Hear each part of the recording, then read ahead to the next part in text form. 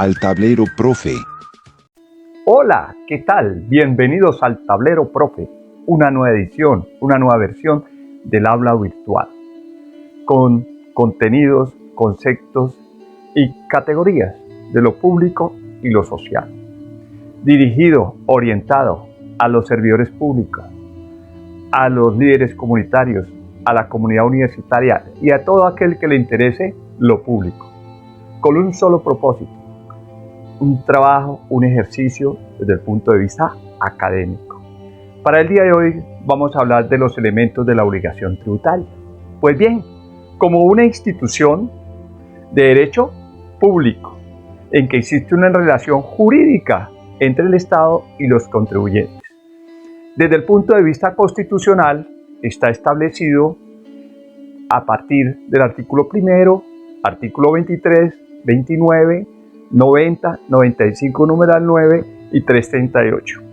Esos artículos, desde el orden constitucional, nos permiten la teoría impositiva del Estado, en que establecen los derechos, los deberes, las obligaciones, la garantía, la responsabilidad, tanto del Estado como del contribuyente. Es importante tenerlos esa referencia. Y además se tiene un marco normativo muy amplio, muy extenso, que establece los elementos de esa obligación tributaria. Cabe destacar que hay que hacer una precisión importante. La única obligación que se establece de una manera unilateral, imperativa y soberana es la obligación tributaria, porque las otras obligaciones hay un acuerdo, un pacto entre las partes, que es importante tener en cuenta. Para este ejercicio, para poder ser muy concretos, precisos, frente a lo que queremos llevar el mensaje, desde el punto de vista de cuáles son los elementos de la obligación tributaria, vamos a tomar un referente y vamos a tenerlo como ejemplo desde el punto de vista de cada uno de los elementos de la obligación tributaria. Ese va a ser el impuesto predial unificado, de la siguiente manera. Arrancamos. Los elementos de la obligación tributaria, los simples, los más concretos, más precisos, porque obviamente la teoría es más amplia, más extensa, pero lo que queremos es llegarle a la comunidad, al público, de una manera muy sencilla y muy precisa. Pues bien, tenemos el hecho generador como primer elemento de la obligación tributaria. El hecho generador es el presupuesto, es el requisito que se requiere para que se dé la obligación tributaria. Es donde nace la obligación tributaria.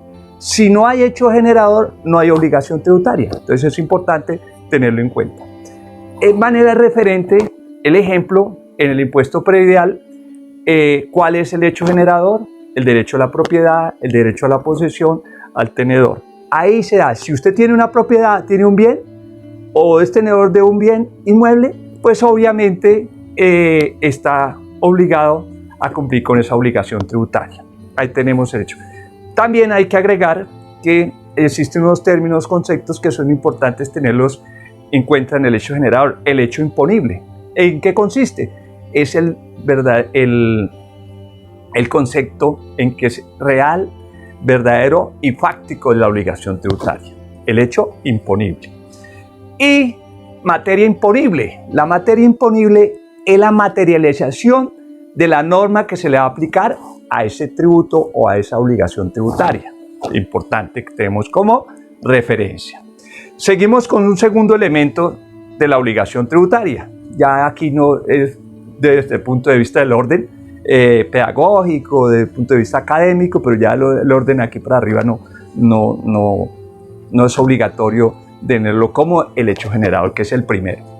El segundo elemento es el sujeto activo. El sujeto activo es el titular de la obligación. Es el que tiene que administrar, el que tiene que recaudar, controlar y investigar el cumplimiento de esa obligación, cumpliendo con la teoría impositiva del Estado. Es decir, que todos esos recursos que se obtienen y que los canaliza el Estado, pues obviamente en beneficio de la institucionalidad y de la propia comunidad. En otras palabras, satisfacer las necesidades de las mismas instituciones y el colectivo social.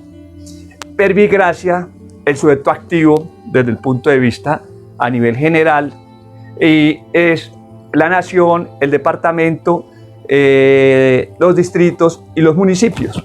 Para el caso específico de lo que tiene que ver con el impuesto que tomamos como referencia, que es el impuesto predial unificado, el que consiste que es los municipios, los distritos específicamente establecido el sujeto activo.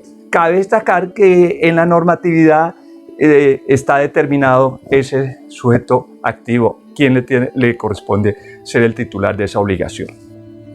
El tercer elemento que vamos a considerar para este ejercicio es, en caso general, las personas naturales, las personas jurídicas, las sociedades de hecho, que tienen que pagar el tributo. Son los que asumen la obligación tributaria como tal. En otros términos, el que llamamos contribuyente. Es el que está al cargo de la obligación. En este caso, tenemos el referente verbigracia para el ejercicio. Lo que tiene que ver con el impuesto predial son los propietarios, los poseedores y tenedores de los bienes inmuebles, los que están en la obligación de pagar ese tributo. El cuarto elemento que tenemos en referencia para de los elementos de la obligación tributaria es la base gravable. La base gravable, ¿qué es? Es el cálculo, la cuantificación del hecho generador que se le aplica a la tarifa.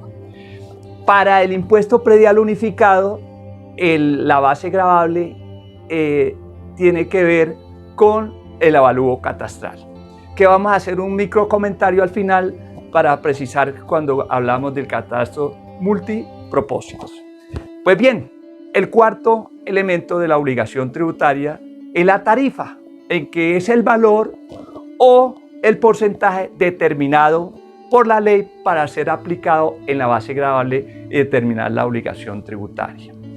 En el caso del impuesto predial unificado, que lo tenemos como referente, va de acuerdo a la normatividad del 5 por mil al 16 por mil.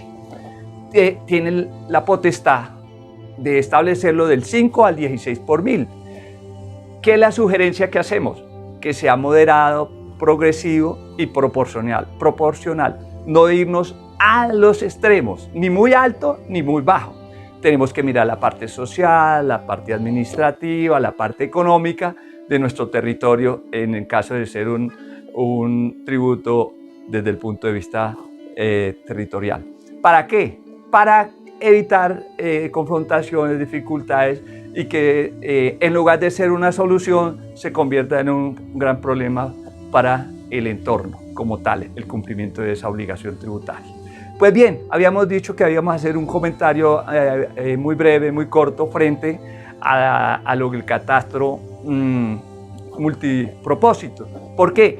Porque todo lo que tiene que ver con el avalúo catastral a partir de la ley 1955 del 2019, pues obviamente va a tener unos cambios, unas modificaciones frente a el papel que juega como fuente principal de los ingresos de las entidades territoriales, específicamente de los municipios y los departamentos, los municipios específicamente. Pues obviamente ese catastro multipropósito va a incrementar los recursos, los ingresos, y además tiene algo muy referente relacionado con la parte de la actualización de la base de datos digital, interoperacional, específicamente en la parte económica, en la parte jurídica y en la parte física. Entonces obviamente va a generar mayores recursos, mayores ingresos. El gobierno actual se había propuesto de cumplir unas metas, que para el 2022 tuviéramos el 60% de cumplimiento de ese catastro multipropósito y que para el 2025-2026 ya estuviera el 100%. Pero en los datos oficiales que se han presentado, la tarea está muy baja frente al cumplimiento de ese objetivo como tal, y que pues obviamente va a redundar en recursos para las entidades territoriales. Mire lo interesante del ejercicio frente a los elementos de la obligación tributaria, que todo ciudadano del común, de una u otra manera, nos vamos a ver afectados por la aplicación de estos elementos de la obligación tributaria, es decir, el hecho generador, el sujeto activo, el sujeto pasivo, la base gravable y la tarifa frente a cualquier momento de una nueva reforma tributaria que se presente, que es indescartable para el futuro de nuestro país, por las circunstancias de orden económico, de orden fiscal que viene presentando. Pues muy bien, ha sido todo por hoy desde este ejercicio que estamos realizando en nuestra plataforma Eduquivotes al tablero profe. Los invitamos a que nos sigan en la caja de comentarios, en los aportes que nos puedan hacer para mejorar los procesos de académicos relacionados con nuestra aula virtual. Hasta una próxima oportunidad. ¿Habla por todos en esta sala? Sí. Bien, es importante estar claro. Si te ha gustado nuestro video. ¿Lo está? Sí, señor. Este parece un buen momento para beber y de darle me gusta y suscribirte a nuestro canal. Pero los discursos son para campañas. Ahora es tiempo para la acción.